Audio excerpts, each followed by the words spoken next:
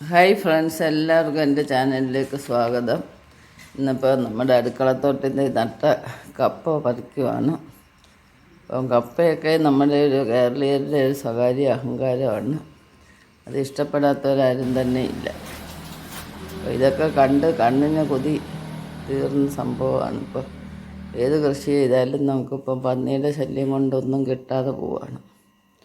ഇത് നേരത്തെ പിടിച്ച ഒരു കപ്പയായതുകൊണ്ട് നമ്മളിത് നല്ല കപ്പപ്പുഴുക്കുണ്ടാക്കാൻ പോവുകയാണ്. അതിനുവേണ്ടി ഒരു മുടിയം പറിച്ചെടുത്തിട്ടുണ്ട്. അതൊന്ന് പൊളിച്ചെടുത്ത് നമുക്ക് പുഴുങ്ങിയെടുക്കാം. അപ്പോൾ ഇതുവരെ എൻ്റെ വീഡിയോ സബ്സ്ക്രൈബ് ചെയ്യാതെ കാണുന്നവരാരെങ്കിലും ഉണ്ടെങ്കിൽ ഒന്ന് സബ്സ്ക്രൈബ് ചെയ്യുക. പൊളിച്ചെടുത്തതെല്ലാം നമുക്ക് ചെറുതായിട്ട് അരിഞ്ഞെടുത്തിട്ട് 3 അരിവെള്ളം കഴുകി എൻ്റെ ഊറ്റ കളഞ്ഞെടുക്കാം. അപ്പോൾ നല്ലൊരു ടേസ്റ്റ് ഉണ്ടാവും. കപ്പ വേവിച്ചെടുത്തിട്ടുണ്ട്, കണ്ടില്ലേ, നല്ല വൃത്തിയായിട്ട് വെന്തിട്ടുണ്ട്. അതിൻ്റെ വെള്ളമെല്ലാം കളഞ്ഞെടുത്തിട്ടുണ്ട്.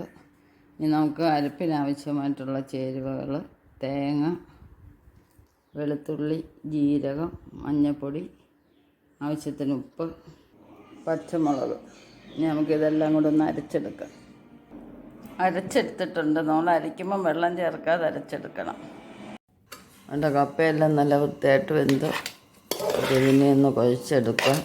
അപ്പോൾ എല്ലാവർക്കും ഈ വീഡിയോ ഇഷ്ടപ്പെട്ടെന്ന് വിചാരിക്കുന്നത്. നല്ലൊരു ടേസ്റ്റാണ്. ഇതിൻ്റെ കൂടെ നമുക്ക് മീൻ കൊണ്ടെടുക്കാം. കണ്ടില്ലേ, നല്ല കുഴഞ്ഞിരിക്കുന്നുണ്ട്. അപ്പോൾ നെക്സ്റ്റ് ഒരു വെറൈറ്റി ആയിട്ട് അടുത്ത വീഡിയോയിൽ കാണാം. ശുഭദിനം ആശംസിച്ചുകൊണ്ട് ബൈ ബൈ.